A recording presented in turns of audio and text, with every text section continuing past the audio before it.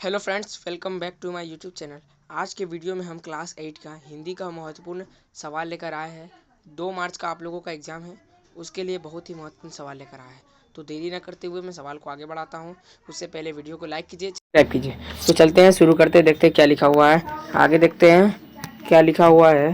पहली सवाल की ओर बढ़ते हैं तो देखते हैं कि 1 से 5 तक गद्यांश को पढ़कर 1 से 5 तक का उत्तर देना है। 1 से 5 तक का उत्तर देना है तो हम पढ़ना शुरू करते हैं, देखते हैं क्या लिखा हुआ है। मनुष्य एक सामाजिक प्राणी है, इसलिए वह एकता की कल्पना करता है। एकता मनुष्य के जीवन के लिए अनिवार्य है। परिवार को सुखी बनाने के लिए लोगों में एकता होनी चाहिए। समाज को खुशहाल करने के लिए सभी जातियों, संप्रदायों और वर्गों में एकता होनी चाहिए और देश को आज़ाद बनाए रखने के लिए देशवासियों के अंदर एकता होनी चाहिए। इन परिवार को, समाज और हर तरह के सुखी और पूरा करने के लिए एकता होनी चाहिए। और देख लीजिएगा, आगे आप पढ़ लीजिएगा, इसे उतना ध्यान नहीं। देखते हैं प्रश्न क्या है। तो सबसे पहले प्रश्न की ओर बढ़ते हैं तो देखते हैं प्रश्न लिखा हुआ है, मनुष्य कैसा प्राणी है। मनुष्य कैसा प्राणी है, तो मनुष्य ऊपर आप गद्यांश में पढ़े होंगे, मनुष्य एक सामाजिक प्राणी है। यहाँ पर देखिए, यहाँ पर लिखा हुआ है, गद्यांश से पढ़ के आप लोगों को इस पर आंसर देना है। तो यहाँ पर टिक मारना है कि मनुष्य कैसा प्राणी है। तो इसमें ऑप्शन नंबर 1 सही हो जाएगा इसका, मनुष्य एक सामाजिक प्राणी है। और आगे की प्रश्न की ओर चलते हैं। ऐसा ही 5 तक हमें खोज के लिखना होगा। देखते हैं, मनुष्य के जीवन के लिए अनिवार्य है। क्या अनिवार्य है, तो एकता अनिवार्य है। मनुष्य के जीवन के लिए एकता अनिवार्य है, इसका ऑप्शन नंबर 2 सही हो जाएगा। और आगे देखते हैं क्या लिखा हुआ है प्रश्न नंबर 3 की ओर। समाज को खुशहाल बनाने के लिए किसमें एकता होनी चाहिए, तो जातियों में एकता होनी चाहिए, संप्रदायों में एकता होनी चाहिए, वर्गों में एकता होनी चाहिए, इनमें से सभी। तो इसका ऑप्शन क्या होगा, इसका ऑप्शन नंबर डी सही उत्तर हो जाएगा। चौथा नंबर, सभी को होनी चाहिए। सभी में एकता रहेगा तो समाज एकता बन रहेगा। एकता न होने पर किसके अंग टूट कर बिखर जाते हैं, तो जीवन के अंग टूट कर बिखर जाते हैं। इसका ऑप्शन नंबर 7 सही हो जाएगा। और आगे देखते हैं, सब गद्यांश में लिखा हुआ है और पढ़ना है। यहाँ पर देखिए, प्रस्तुत गद्यांश का उपयुक्त शीर्षक क्या होगा, आपको दिमाग में लगा के देखना होगा शीर्षक क्या है। तो इसमें एकता का महत्व बताया गया है, तो यहाँ पर हो जाएगा एकता का महत्व, ऑप्शन नंबर ए सही उत्तर हो जाएगा। और आगे देखते हैं, बहुत ही महत्वपूर्ण सवाल है, देरी मत कीजिए। और देखते हैं यहाँ पर कुछ दिया हुआ है, इसे पढ़ लीजिएगा आप, देख लीजिए। यहाँ से 6 से 10 तक का सवाल का उत्तर देना है, देख लीजिए, यहाँ पर पढ़ लीजिए। कौन सा मौसम आया, तो ऊपर का डांस में दिया होगा कि देखते हैं कौन सा मौसम आया। तो मौसम पतंगों का है, पतंगों का है। तो आगे देखते हैं यहाँ पर क्या लिखा हुआ है, कौन सा मौसम आया, तो इसका ऑप्शन नंबर डी सही उत्तर हो जाएगा, पतंगों का मौसम आया। और आगे देखते हैं क्या लिखा हुआ, आकाश में कितने रंगों की पतंग है। तो आगे देखते हैं, वहाँ पर लिखा होगा, सब वहीं पर लिखा है। आकाश देखिए, यहाँ पर लिखा हुआ है इंद्रधनुष रंगों का है पतंग, आकाश में इंद्रधनुष रंगों का है। तो आगे देखते हैं क्या लिखा हुआ है, क्या उत्तर में देखते हैं लिखा हुआ है इंद्रधनुषी रंग। हाँ, तो इसका ऑप्शन नंबर 4 सही उत्तर हो जाएगा। और आगे देखते हैं क्या लिखा हुआ है, पतंगों का राजा, पतंगों कहाँ का राजा है, तो पतंग वहाँ पर लिखा होगा, पतंग नभ का राजा है। इसका ऑप्शन नंबर 1 सही उत्तर हो जाएगा। और आगे देखते हैं क्या लिखा हुआ है, 9वां नंबर प्रश्न में लिखा हुआ है कि पतंगे किस ओर है, तो पतंगे न पूरब ओर है, न पश्चिम ओर है, न दक्षिण ओर है, ये चारों ओर है, हर जगह है। और आगे देखते हैं क्या लिखा हुआ है, 10वां नंबर प्रश्न में लिखा हुआ है कि काव्यांश, प्रस्तुत काव्यांश का उपयुक्त शीर्षक क्या होगा। तो इसका जो लिखा हुआ, आपने पतंग का महत्व पढ़ा या पतंगों का मौसम, तो इसका हो जाएगा पतंगों का मौसम। इसका ऑप्शन नंबर 3 सही उत्तर हो जाएगा। देखिए, सब ऊपर लिया हुआ है। और देखते हैं अब 11वां नंबर प्रश्न में क्या लिखा हुआ है, 11 से 25 तक के सही विकल्प का चयन करें। चयन करने बोल रहा है, सही विकल्प का चयन करने। और देखते क्या है, पराजय शब्द का उपसर्ग क्या है, पराजय शब्द में जो होता है ना, उसका उपसर्ग क्या है, तो पराजय, परा जोर जय बराबर पराजय, तो ऐसा ही होता है, पराजय बनेगा। तो उपसर्ग ये होता है, तो ये हो गया। और आगे देखते हैं क्या लिखा हुआ है, इक प्रत्यय से बना शब्द क्या होगा। एक शब्द से देखिए, ऐतिहासिक, यही होगा, कृपालु नहीं होगा, बुढ़िया नहीं होगा, ई भी नहीं होगा। देखिए ऐतिहासिक, ऐतिहासिक, देखिए इतिहास जोड़ इक, इतिहास जोड़ इक लगा दीजिएगा, तो ऐतिहासिक हो जाएगा। और आगे देखते हैं 12वां नंबर प्रश्न में क्या लिखा हुआ है, उल्लेख का सही संधि विच्छेद क्या होगा, उल्लेख, तो इसका हो जाएगा उत जोर लेख, ऑप्शन नंबर 2 सही हो जाएगा, उत जोर लेख, उत जोर लेख, उत जोर लेख बराबर त और ल बन जाता है उल्लेख, ये ऑप्शन नंबर 20 का सही उत्तर हो जाएगा। और माता पिता कौन समास है, माता पिता कौन समास है? तो ये द्वंद्व समास है। द्वंद्व समास उसे कहते हैं जिसका दोनों पद प्रधान हो। जैसे माता पिता की जगह अगर भाई बहन हो तो वो भी द्वंद्व समास होगा, भाई बहन भी द्वंद्व समास होगा, दादा दादी द्वंद्व समास, नाना नानी द्वंद्व समास, ये सब द्वंद्व समास। जिससे दोनों पद प्रधान हो वह द्वंद्व समास होता है। गायक का स्त्रीलिंग क्या होगा? तो गायक का स्त्रीलिंग गायिका होगा। यहाँ पर सही लिखा हुआ है, ऑप्शन नंबर ए इसका सही होगा, गायिका। और आगे देखते हैं क्या लिखा हुआ है। निम्न में बहुवचन कौन है? तो देखिए केला, केला तो एक ही होगा, ये नहीं होगा। कपड़ा, कपड़ा एक ही होता, नहीं। गमला, एक ही गमला। बच्चे, बच्चा रहता तो एक वचन, लेकिन बच्चे, तो इसका ऑप्शन नंबर 3 सही उत्तर हो जाएगा। और आगे देखते हैं 17 नंबर प्रश्न में लेकर सही वर्तनी क्या है? इसमें सही वर्तनी क्या लिखा हुआ है? देखिए सही वर्तनी धर्म, धर्म, धर्म नहीं होता है, धर्म गलत, ये भी नहीं होता है, धम्र नहीं, धर्म होता है, धर्म। ऑप्शन नंबर बी इसका सही उत्तर हो जाएगा। और आगे देखते हैं क्या लिखा हुआ है। 18 शीश का तद्भव क्या होगा? तो शीश का जो तद्भव होगा ना वो हो जाएगा सिर। इसका ऑप्शन नंबर 4 इसका सही उत्तर हो जाएगा। अगर कोई उत्तर आपको शक है या डाउट लगता है आपको तो आप कमेंट में जरूर बताइए, मैं आपका सवाल का जवाब जरूर दूंगा। और आगे देखते हैं क्या लिखा हुआ है कि 19 नंबर प्रश्न में लिखा हुआ है निम्नलिखित में कौन संख्यावाचक है? संख्यावाचक मतलब क्या होता है? संख्या का बोध हो। तो देखिए यहाँ मीठा फल संख्या का बोध हुआ नहीं, सुगंधित फूल संख्या का बोध हुआ नहीं, थोड़ा सब्जी नहीं, तीसरी मंजिल देखिए संख्या, जिसमें अगर चौथी मंजिल, पांचवी मंजिल, छठी मंजिल जो भी होगा तो अगर संख्या होगा तो संख्यावाचक होना चाहिए, संख्यावाचक विशेषण। इसमें संख्या का बोध हुआ, तीसरी मंजिल, ये संख्या। ऑप्शन नंबर 20 का सही उत्तर हो जाएगा। और आगे देखते क्या लिखा हुआ है। 20वां नंबर प्रश्न में लिखा हुआ है जी थोड़ी मेहनत करना, जी तोड़ मेहनत करना मुहावरे का सही अर्थ क्या होगा? जी तोड़ मेहनत करने का मतलब होता है अथक परिश्रम करना, मतलब बहुत मेहनत करना, बहुत मेहनत करना। इसका ऑप्शन नंबर 1 सही उत्तर हो जाएगा। और आगे देखते क्या लिखा हुआ है। 21वां नंबर प्रश्न में लिखा हुआ है संतोष का विलोम क्या होगा? एकदम आसान है, संतोष का विलोम सब क्या होगा? संतोषी होगा? नहीं। संयम होगा? नहीं, नहीं।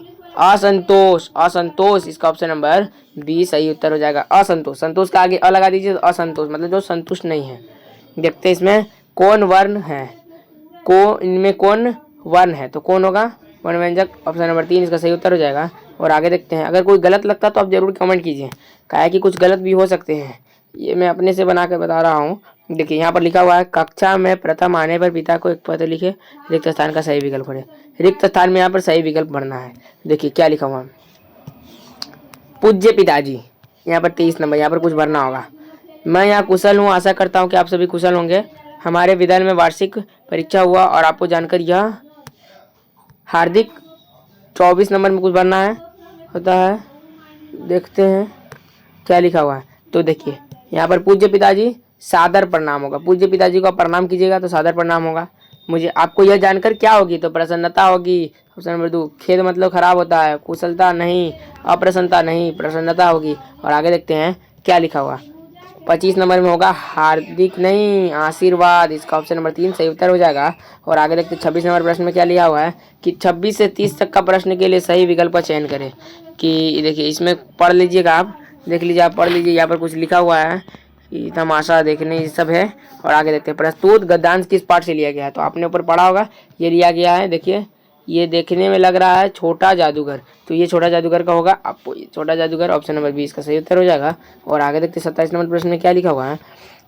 कौन पैसा कमाना चाहता है? आपने ऊपर पढ़ा या आपने अभी पुस्तक में भी पढ़ा होगा कि कौन पैसा कमाना चाहता है? तो छोटा जादूगर पैसा कमाना चाहता है। इसका ऑप्शन नंबर 3 सही उत्तर हो जाएगा। और आगे देखते हैं 28वां नंबर प्रश्न में क्या लिखा हुआ है। लेखक ने लड़के की मदद कैसे की? तो शरबत पिलाकर मदद की। इसका ऑप्शन नंबर 1 सही उत्तर हो जाएगा। और दूसरा के प्रश्न की ओर आगे देखते हैं क्या लिखा हुआ है। लड़का कितने वर्ष का था? तो लड़का 13 से 14 वर्ष का था। इसका ऑप्शन नंबर 4 सही उत्तर हो जाएगा। और आगे क्या लिखा हुआ है देखते हैं। 30वां नंबर प्रश्न में लिखा हुआ है लड़का पैसा कमाकर क्या करना चाहता था? घूमना चाहता था? नहीं। मिठाई खाना चाहता था? नहीं। माँ का सेवा करना चाहता था? हाँ, माँ की वह सेवा करना चाहता था। इसका ऑप्शन नंबर 3 सही उत्तर हो जाएगा। और 31वां नंबर प्रश्न में लिखा है सम्राट अशोक किस पर विजय पाना चाहते थे? तो कलिंग पर। इसका ऑप्शन नंबर 2 सही उत्तर हो जाएगा। और आगे देखते क्या लिखा हुआ। किस पाठ में दिव्यांग महिला के धैर्य, दृढ़ इच्छा, सफलता के बारे में बताया गया है? तो अपराजिता में बताया गया। इसका ऑप्शन नंबर 3 सही उत्तर हो जाएगा। और आगे देखते हैं 33वां नंबर प्रश्न में क्या लिखा हुआ। हुंड्रू का जलप्रपात किस नदी पर है? तो आप जानते होंगे ये हमारे झारखंड में ही है। हुंड्रू का जलप्रपात रांची के बगल में होगा। देखते हैं स्वर्ण रेखा नदी पर है। इसका ऑप्शन नंबर 4 सही हो जाएगा। और आगे देखते क्या लिखा हुआ है। हमारे आचरण पर किसका गुप्त रूप से किसका प्रभाव पड़ता है? गुप्त मतलब छुपा हुआ। किसी का प्रभाव पड़ता है? तो संगति का प्रभाव पड़ता है। संगति, हम जैसी संगति में रहेंगे वैसे हमारा प्रभाव पड़ेगा। और 35 नंबर प्रश्न में देखते हैं मराग गोमके का क्या अर्थ होता है? तो मराग गोमके का अर्थ होता है महान पुरुष। इसका ऑप्शन नंबर 1 सही उत्तर हो जाएगा। और आगे देखते क्या लिखा हुआ है। 36वां नंबर प्रश्न में लिखा हुआ है महाराजा छात्र साल कहाँ के राजा थे? कहाँ के राजा थे? तो बुंदेलखंड। इसका ऑप्शन नंबर 2 सही उत्तर हो जाएगा। और आगे देखते क्या लिखा हुआ है। लिखा हुआ है कि अमरूद का पेड़ अंत में क्यों काटा गया? अंधविश्वास के कारण। इसका ऑप्शन नंबर 1 सही उत्तर हो जाएगा। और आगे देखते क्या लिखा हुआ है। 38 नंबर प्रश्न में लिखा हुआ विद्यालय में बाल संसद के सभी मंत्रियों का उल्लेख देख रेख के काम के मंत्री का होता है। क्या होता है? प्रधानमंत्री होता है। इसका ऑप्शन नंबर 4 सही उत्तर हो जाएगा। और आगे देखते क्या लिखा हुआ है। 39वां नंबर प्रश्न में यहाँ पर कुछ देखा है।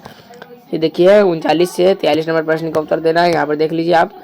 ये देखिए ये लिखा हुआ प्रस्तुत काव्यांश किससे लिया गया है? तो यह पुष्प की अभिलाषा से लिया गया है। ऑप्शन नंबर 2 इसका सही उत्तर हो जाएगा। देख सकते हैं यहाँ पर देखिए ललचाओ, देख सकते हैं ये पुष्प की अभिलाषा का ही है।